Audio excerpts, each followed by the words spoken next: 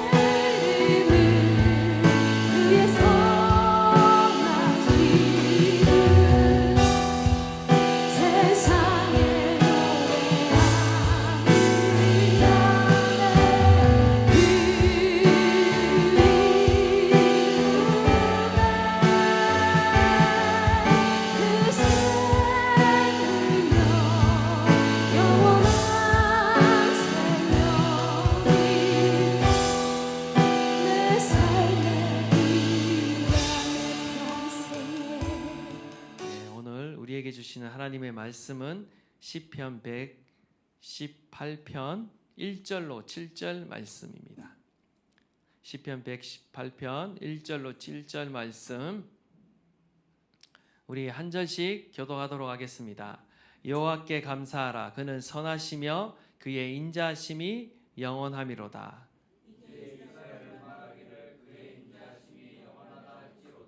이제 아론의 집은 말하기를 그의 인자하심이 영원하다 할지로다.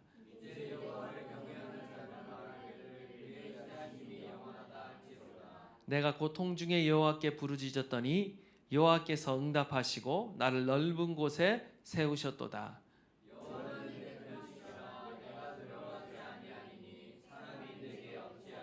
다 함께 읽겠습니다. 여호와께서 내 편이 되사 나를 돕는 자들 중에 계시니 그러므로 나를 미워하는 자들에게 보응하시는 것을 내가 보리로다. 아멘. 시편 118편은요. 저번 시간에 이어서 이 이스라엘 백성들이 유월절 절기 때 불렀던 이 할례 시편 중 마지막 시편입니다. 113편부터 이 118편까지 이스라엘 백성들은 유월절 절기 때 불렀습니다. 이 시편은 역사적으로 예수님이 겟세마네 동산으로 올라가시기 직전에 유월절을 이렇게 식사를 하시고 이제 겟세마네 동산으로 올라가시기 직전에 제자들과 함께 부르셨던 바로 그 찬송으로 알려져 있습니다. 시인은 매우 지금 극심한 고난과 사면 초가의 위기 속에 지금 처해 있습니다. 그때 그는 하나님께 부르짖어 기도했고 하나님은 극적인 구원을 경험하도록 그를 건져주셨습니다. 이 시는요 한마디로 하나님께 구원을 받은 이 시인이 개인적으로 구원의 그 은혜에 간증을 하면서 감사하는 찬양 시이죠. 근데 더불어 개인의 어떤 간증으로 끝나는 것이 아니라 공동체와 함께 성전에 나아가 하나님께 이렇게 감사하는 찬양시입니다. 우리의 인생을 살아가다 보면요, 오늘 이 시편 기자의 상황과 같은 정말 사방이 꽉 막혀 도무지 숨을 쉴 수 없는 그런 순간을 우리도 우리의 인생 가운데 자주 경험하게 됩니다. 오늘 본문의 시인이 그러했습니다. 그는 자신의 고통스러운 그 현실을 표현하는데 마치 운신조차 할 수 없는 좁은 곳에 갇혀 있는 상황으로 자신의 그 상황을 표현했어요. 사방에 이 대적들이 열방들이 문나라들이 마치 독이 바싹 오른 이 벌떼처럼 맹렬하게 자신을 공격해 오고 에워싸고 있다라고 이렇게 표현하고 있습니다. 우리가 다 읽지는 않았지만 8절 이하의 그 상황을 읽어보면 이 적들이 마치 벌떼처럼 자신을 에워싸고 있는 그런 상황 가운데 시인이 처해 있다라는 것을 보게 됩니다. 결코 혼자의 힘으로 빠져나올 수 없는 이 절체절명의 위기 가운데 그는 어떤 선택을 하는가? 어떻게 그 위기를 극복하는가? 오늘 본문 말씀은 그 지혜를 우리 가운데 가르쳐주고 있습니다. 그 첫 번째가 바로 1절 가운데 나옵니다. 우리 다 함께 다시 한번 큰 목소리로 믿음으로 봉독하도록 하겠습니다. 시작. 그는 선하시며 그의 인자하심이 영원함이로다. 아멘. 지금 시인이 처음부터 단도직입적으로 강력한 명령을 선포하고 있습니다. 여호와께 감사하라. 그는 선하시며 인자하심이 영원함이로다. 여기서 감사하다라고 번역된 히브리어가 호두입니다. 호두. 우리 먹는 호두가 아니고요. 히브리어 호두는 야다의 명령형입니다. 이 단어의 문자적인 어원의 뜻은요, 이 감사하다는 말의 어원의 뜻은 참 재미있습니다. 무슨 의미인가? 손을 쭉 뻗다입니다. 손을 쭉 뻗다. 이런 오늘도 이렇게 찬양하고 예배하는 가운데 손을 들어 우리가 주님을 찬양하잖아요. 손을 뻗다. 이게 바로 이 원뜻입니다. 감사하다의 원뜻이에요. 히브리인들은 하나님을 찬양하거나 기도할 때 어떻게 했다? 손을 하늘로 뻗어서 주님께 감사하고 기도하고 찬양을 했습니다. 그게 거기에서 유래된 말인 거죠. 성경이 말하는 감사는요, 그냥 단순히 우리 마음속에 그냥 추상적인 감정으로 남아 있는 것이 아니라 항상 이 몸으로 표현하고 적극적인 행위였어요. 믿음의 행위였어요. 감사는. 세상의 어떤 거친 파도와 시련 속에서도 구원자 되시는 그 하나님을 향해 어떻게 하느냐? 두 손을 높게 뻗었다라는 거예요. 하나님께 감사를 표현했다라는 거예요. 역동적인 신앙의 행위예요. 감사는요, 적극적인 신앙의 행위예요. 내가 처한 상황과 상관없이 하나님께 감사를 고백하는 것은요, 적극적인 믿음의 행위인 것입니다. 우리가 영적 전쟁 가운데 가장 강력한 무기 중 하나는 뭐냐? 바로 감사라는 거예요. 감사와 찬양이 영적 전쟁의 무기라는 것입니다. 지금 이 시인이 지금 이 무기를 사용하고 있는 것입니다. 주님을 향해 감사의 손을 높이 뻗었다라는 것은요, 이처럼 믿음의 적극적인 행위를 하나님께 했다라는 거예요. 그리고 이 안에는 적어도 두 가지 의미가 숨겨져 있습니다. 하나는 뭐냐면 바로 내 힘을 완전히 빼는 항복과 정적인 신뢰 의미가 바로 이 손을 뻗는 이 감사의 행위 가운데 있는 겁니다. 마치 전쟁에서 우리가 군인이 두 손을 들고 번쩍 드는 것은 뭡니까? 나는 더 이상 무기를 가지고 있지 않다, 싸울 의사가 없다라고 항복을 선언하는 거잖아요. 이와 마찬가지로 우리가 주님 앞에 두 손을 든다라는 것은 주님 앞에 항복을 선언하는 것입니다. 하나님, 내 이름으로는 도저히 안 됩니다. 나의 능력과 지혜로는 도저히 안 됩니다. 항복을 선언하는 거예요. 그리고 주님의 주권을 인정하는 거죠. 하나님 한 분밖에 없습니다. 이제는 철저하게 항복하고 하나님을 절대적으로 신뢰하겠습니다. 라는 고백이 우리의 손을 드는을 통해 표현된다라는 것입니다. 이러한 믿음의 고백이 하나님께 필요하다라는 거예요. 우리가 주님을 전적으로 신뢰할 때 우리는 비로소 감사할 수 있는 것입니다. 한번 반대로 생각하면 이렇죠. 우리의 삶에 왜 감사가 없는가? 왜 감사가 나오지 않는가? 라는 것은 우리가 반대로 생각해 보면 주님을 아직 우리가 온전히 신뢰하지 못하기 때문인 거예요. 우리가 하나님을 온전히 신뢰하지 못하면요, 감사가 우리 입에서 나올 수가 없는 것입니다. 반대로 하나님을 신뢰하는 자는요, 그 어떤 상황 속에서도 감사가 입에서 나온다라는 거죠. 또 하나는 이 손을 들다라는 이 표현 안에 어떤 의미가 또 숨겨져 있냐면요, 또 하나는 오직 주님만 채울 수 있다라는 그 고백이 또 이 표현 안에 들어가 있습니다. 결핍과 갈망의 고백이에요. 무슨 말이냐?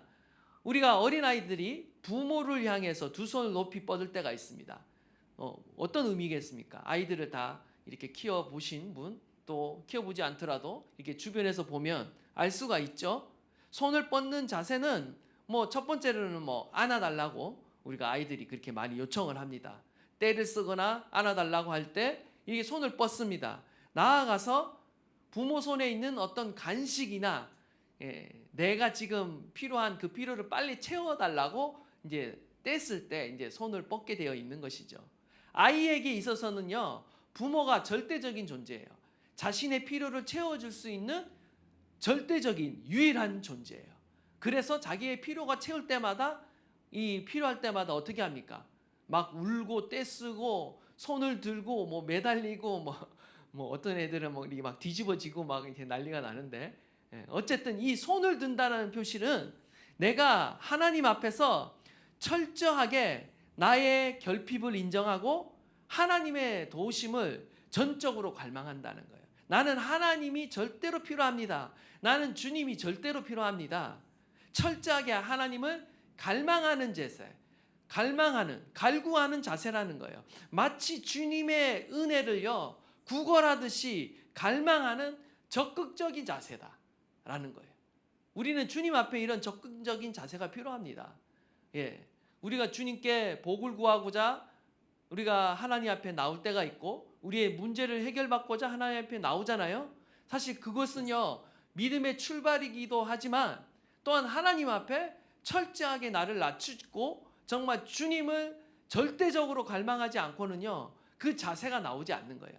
우리는 아직도 내가 살아있고 아직도 살만하기 때문에 주님을 어떻게 보면 철저하게 찾지 않는지 모릅니다.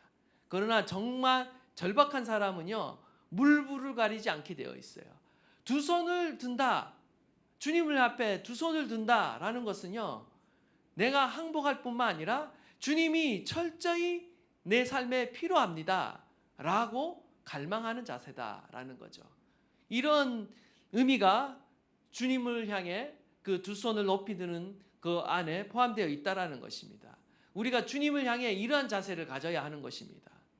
나를 둘러싼 환경과 상황은 여전히 나쁘고 사방이 막혀 있는 그런 상황이라 할지라도 우리의 마음은, 우리의 의지는 어떻게 해야 된다?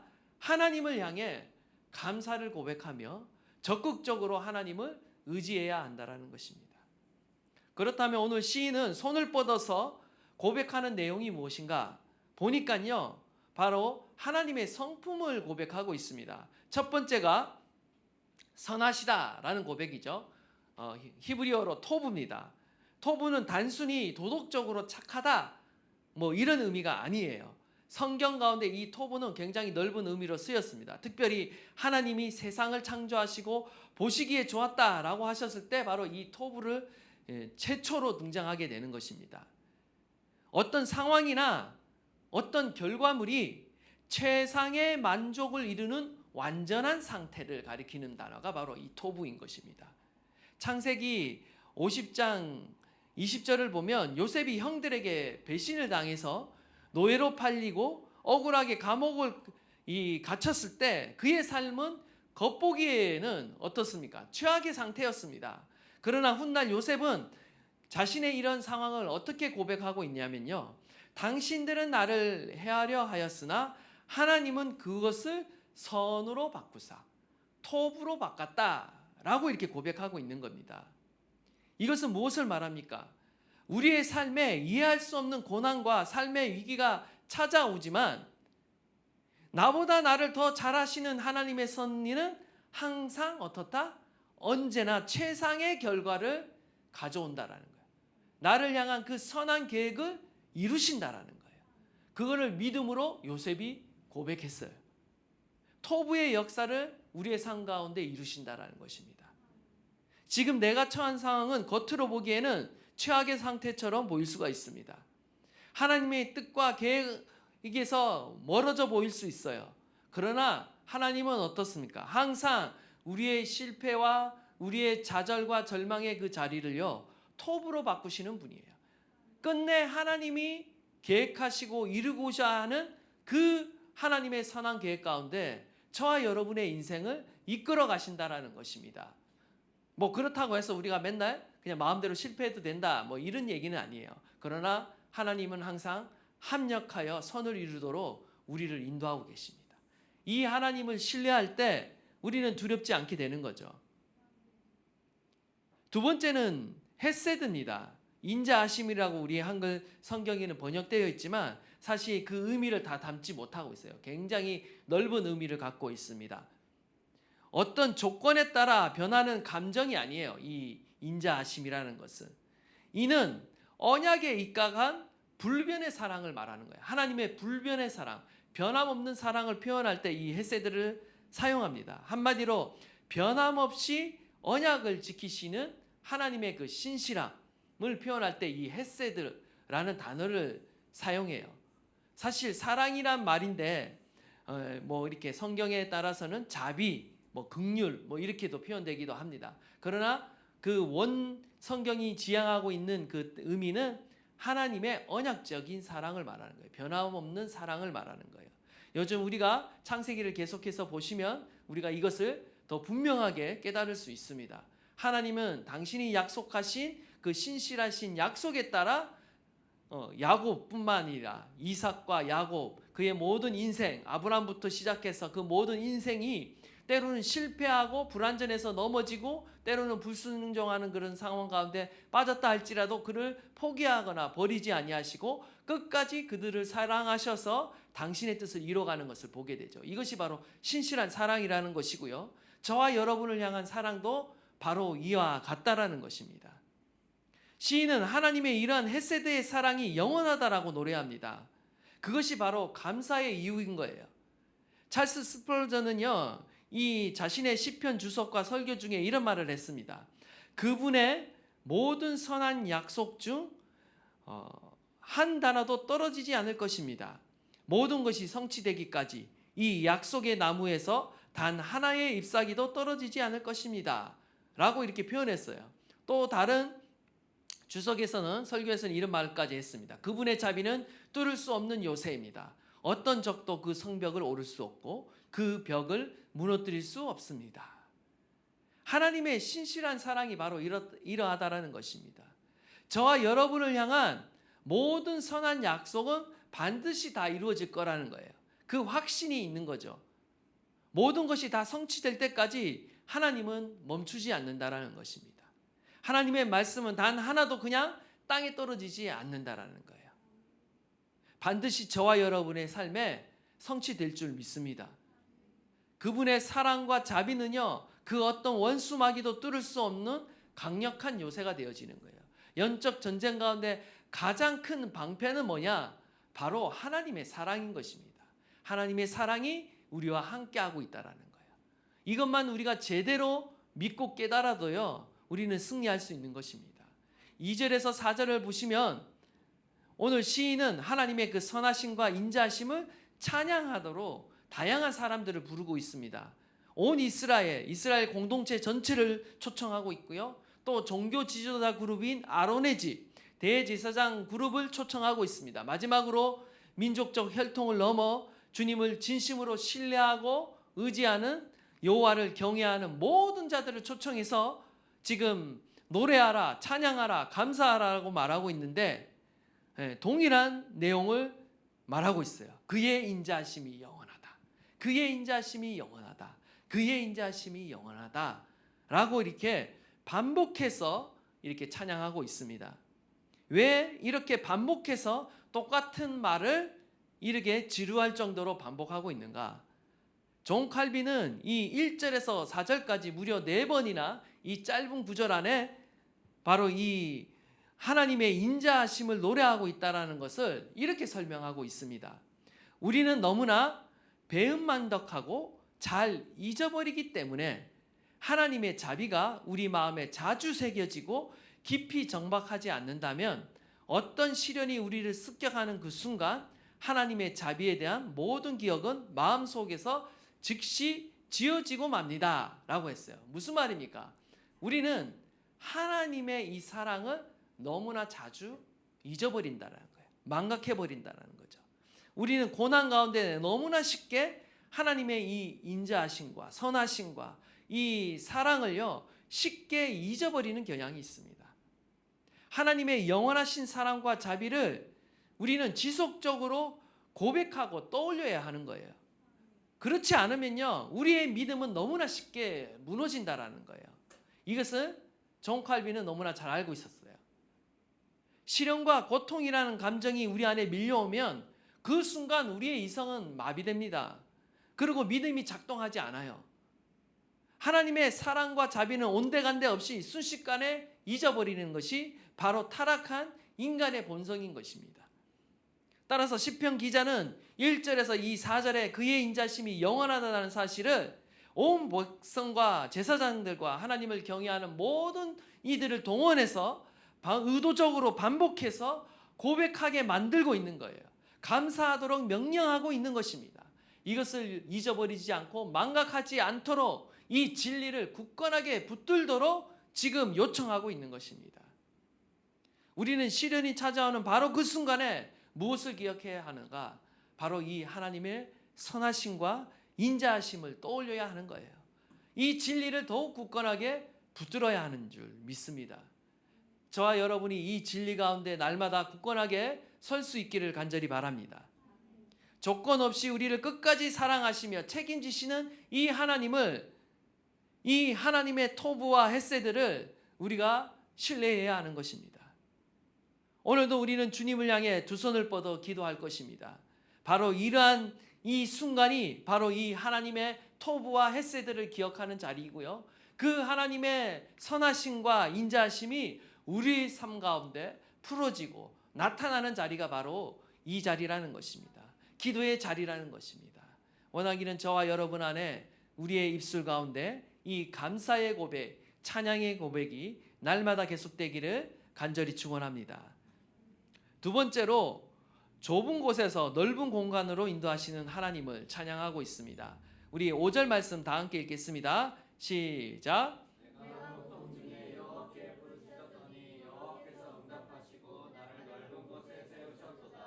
아멘.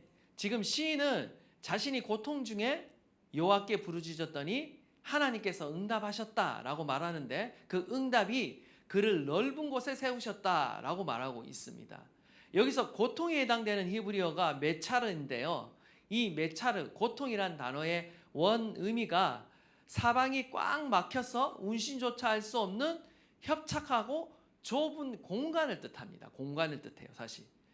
묵다, 포위하다라는 뜻을 가진 짜라르라는 단어에서 파생되었는데 지금 시인의 상황이 마치 이렇다라는 거죠. 고통이다, 고난이라는 이 상황이 사방으로부터 꽉 쬐어오는 거죠. 그래서 정신적으로, 육체적으로 지금 갇혀있는 상태, 고통을 당하는 상태라는 거예요. 우리의 삶에도 이런 막막한 상황이 있습니다. 마치 끝이 보이지 않는 그런 상황들이 우리의 삶에도 있어요. 뭐 학생들에게도 있고 우리 다 큰 성인들, 직장인들 가운데도 있습니다. 끝이 보이지 않는 학업과 취업 준비, 그리고 끝이 보이지 않는 어떤 대출의 압박이라든지 상사와의 갈등이라든지 우리의 인생을 얽어매는 많은 일들이 있다라는 거예요. 그런 상황 가운데 빠지면요, 우리는 마치 좁은 공간 안에, 답답한 공간 안에 갇힌 그런 상태가 되어져요. 우리의 심령이나 우리의 마음이나 그렇게 된다라는 거죠. 우리는 누구나 답답한 상황 가운데 빠질 수 있습니다. 좁은 공간 안에서 고통의 장소에 갇힐 수가 있어요. 그러나 시인은 이 좁은 곳에서 무엇을 선택하는가? 바로 앞에서 고백한 토부의 하나님, 헤세드의 하나님께 부르짖었다라는 거예요. 아무리 갇혀 있지만 그는 그 좁은 공간 안에서 주님을 바라봤습니다. 그리고 주님께 부르짖었습니다.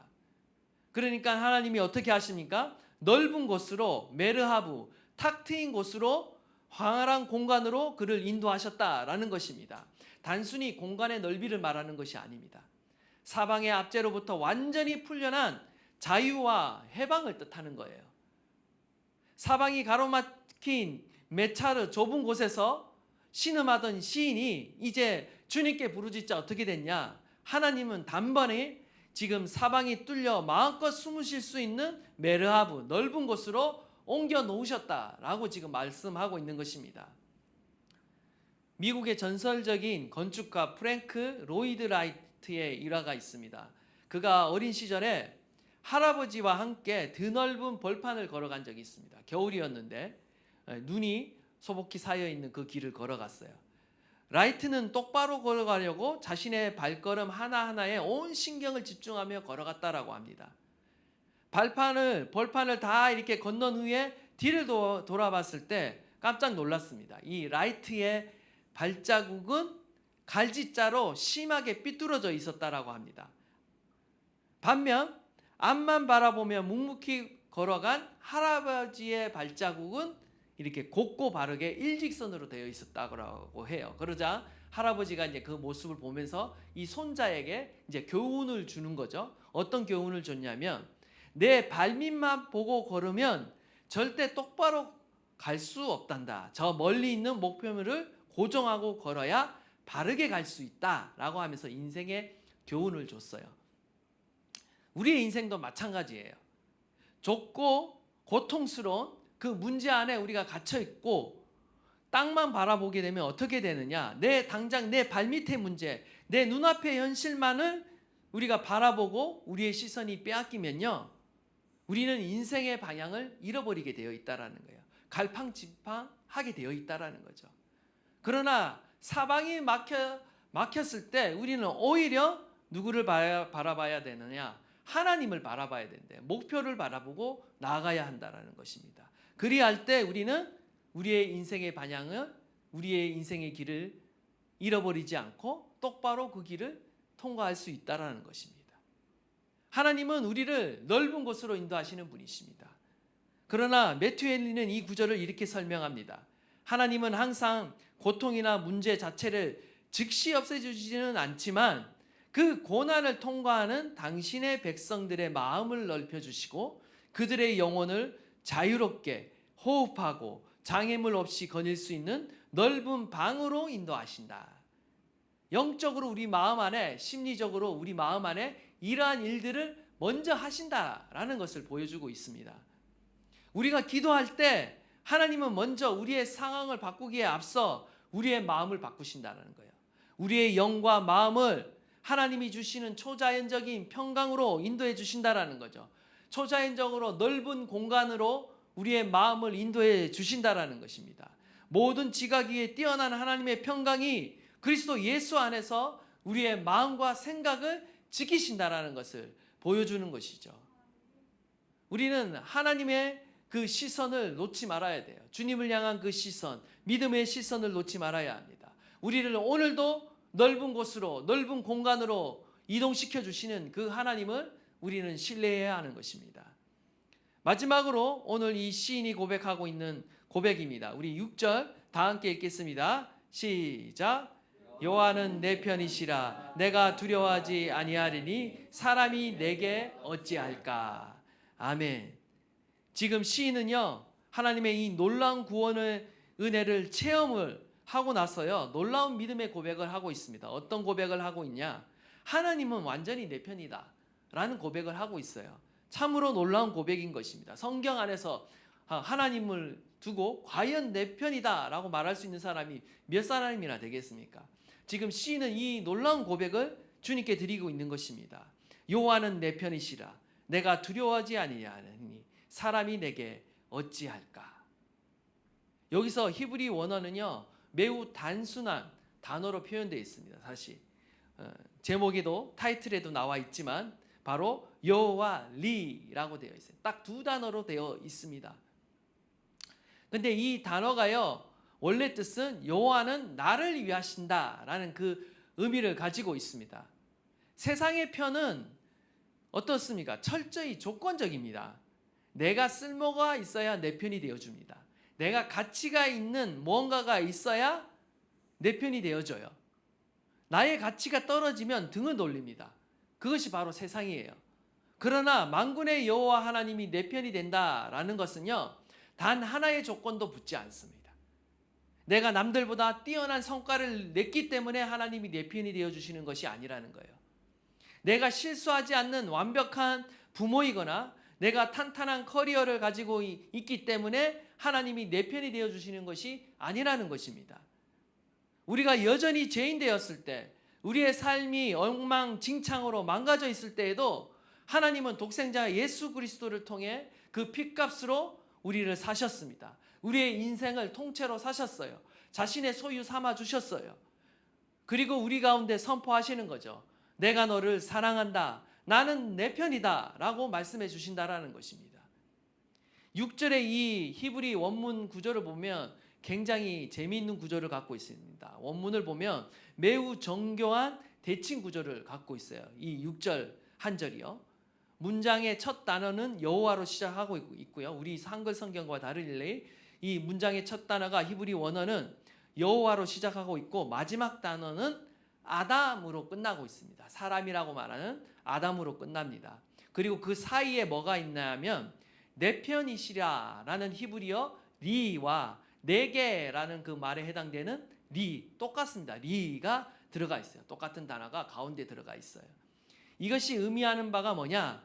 지금 시인을 가운데에 두고 한쪽에는 온 우주를 창조하신 여호와가 있고 그 다음에 또 한쪽에는 반대쪽에는 누가 있어요?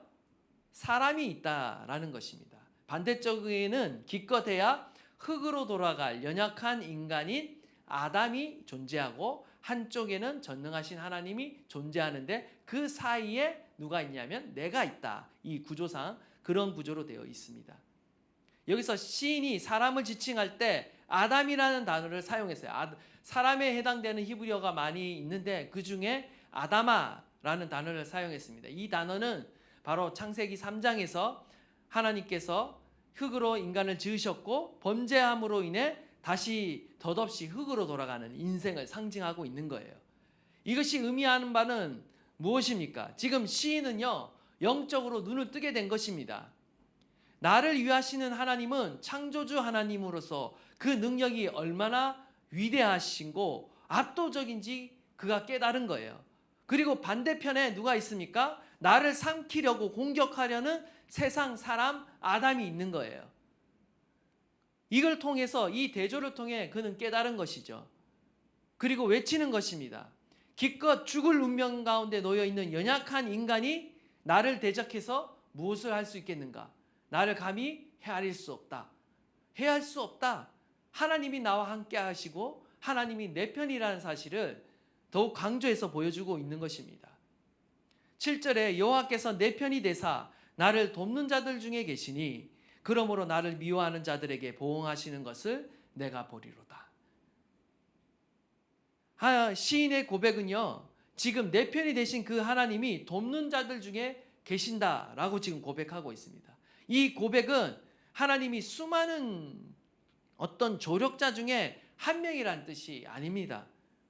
내 주변에 나를 도와줄 사람이 아무도 없는 그런 상황 가운데 하나님만이 나를 도와주실 수 있는 분이다 라는 그런 고백인 것입니다. 주님이 내 편이 되시기 때문에 하나님 한 분이 나와 함께 하시는 것으로 나는 충분하다.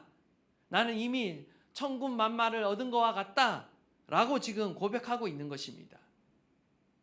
저와 여러분의 인생 가운데 하나님이 바로 이러한 분이십니다. 저와 여러분도 이런 고백을 할 수 있어야 돼요. 주님 한 분만으로 충분합니다.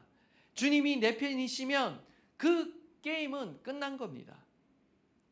신약의 사도 바울도요, 이와 비슷한 고백을 합니다. 로마서 8장 31절에서 바로 이 시편 118편 6절의 고백을 그대로 인용하면서 말하고 있는 거예요. 우리 로마서 8장 31절 32절 우리 마지막으로 다 함께 한번 큰 목소리로 읽도록 하겠습니다. 시작.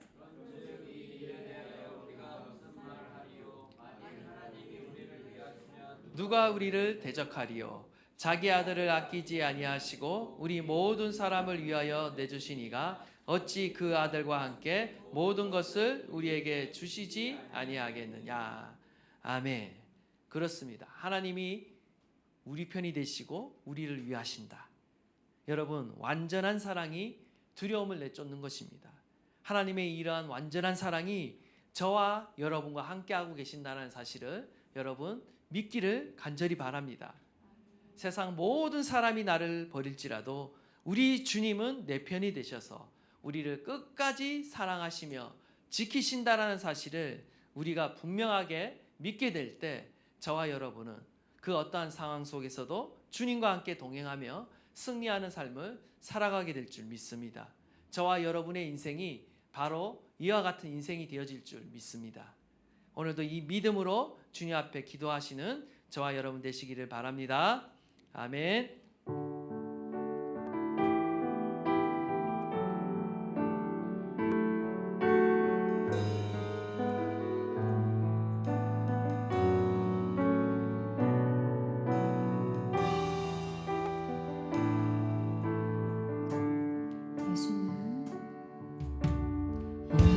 예수는 내 힘이요 나의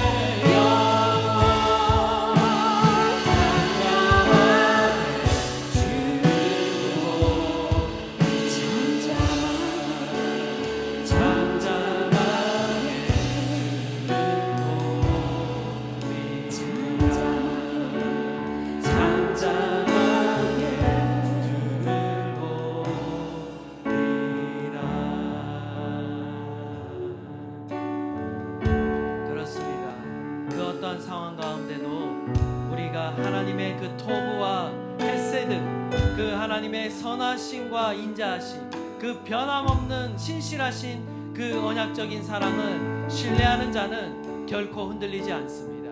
하나님, 오늘도 주님의 그 선하심과 인자하심을 내가 노래하겠습니다. 나의 입술이 믿음으로 감사로 고백하며 나가겠습니다. 오늘도 나를 위해 일하시는 주님, 나를 넓은 곳으로 인도하시는 주님, 오늘도 여전히 살아계셔서 끝까지 포기하지 않는 그 사랑으로 우리와 함께 하시는 그 놀라우신 은혜를 내가 신뢰합니다. 날마다 이 믿음 가운데 고백하며 하나님 주와 동행하기를 소망합니다. 우리 다 함께 한번 주여 부르짖고 통성으로 기도합니다. 주여, 예, 주님 그렇습니다. 하나님의 그 선하심을, 하나님의 그 도구를 하나님 내가 찬양하며 노래합니다. 하나님의 그 헤세드의 사랑을 내가 신뢰합니다. 그 변함없는 신실하신 그 언약을 지키시는 그 모든 말씀이 하나님 하나도 땅에 떨어지지 아니하고 우리의 삶 가운데 반드시 이루어지고 성취될 것을 하나님 믿고 기대하며 나갑니다. 아버지여, 우리 가운데 믿음을 더하여 주소서. 우리가 하나님에 대한 그 사랑이 흔들릴 때마다 하나님 이 사랑을 기억하게 하소서. 이 말씀을 기억하게 하소서. 하나님의 그 인자하심과 선하심을 하나님 기대하게 하시고 붙들게 하시고 날마다 고백하게 하여 주시옵소서. 아버지, 환경을 바라보지 않겠습니다. 하나님 문제를 바라보지 않겠습니다. 하나님 좁은 그 하나님 문제 안에 갇혀 하나님 헤매는 인생이 아니라 하나님 더 높은 곳을 바라보며 더 넓은 곳을 바라보며 더 위대하시고 크신 하나님을 바라보며 하나님 살아가겠습니다. 주님을 바라봅니다. 주님을 바라봅니다. 오늘도 주님을 바라봅니다. 주여, 오늘도 우리의 삶 가운데 놀라운 일을 행하신 그 주님을 하나님 내가 믿음으로 바라보니 주여 역사하여 주소서. 우리의 삶 가운데 하나님의 그 선하신 일들을 나타내 주십시오. 일하여 주십시오. 행하여 주십시오. 오늘도 주님의 그 품 안에 양입니다. 내가 주님 안에 거합니다. 날마다 주님의 그 선하심 안에 거합니다. 날마다 그 인자하심 안에 거하기를